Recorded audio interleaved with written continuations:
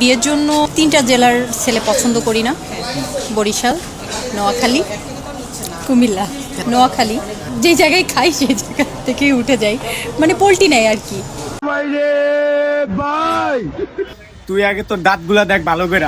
এ আসান সিলেরেসটা দে তো, আগে দাঁতগুলাকে ঠিক করি, তারপর কথা কইস। বুঝছস, তোর দাঁত দেখে তো মানুষ ভয় পাইব। হ্যাঁ, কি করছ তুই? নোয়াখালী আইতে পাসপোর্ট লাগে, নোয়াখালী আইতে 500 টাকা লাগে ভাড়া। তোর তো অন্য কিনারই তো টাকা নাই, নোয়াখালী কি যাবি? তুই তো কুমিল্লা দিয়েই তো আইতে পারবি না, তারপরে না হয় তুই নোয়াখালী আর তুই নোয়াখালীর পোলা পাইন খায়া উঠা দেয়, তো খায়ার পরে কি বয়া থাকবো? খায়া তো মানুষ উঠতেই দিব না। চেহারাটা দেখছস তুই? একবার আয়না গিয়ে তোর চেহারাটা দেখ আগে।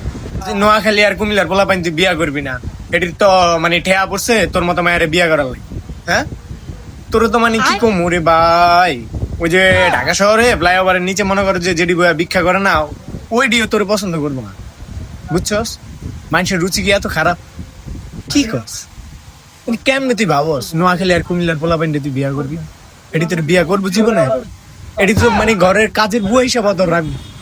তুই নোয়াখালী লইয়া যে কথা কস, তুই গোসল করছিস আগে ওইটা কথা। হ্যাঁ, তোর তো আমাকে হাসানে গ্যারেজে অত রাখবো না, ওর গ্যারেজে গাড়ি টাড়ি মশাল লেগে অত তোর রাখবো না।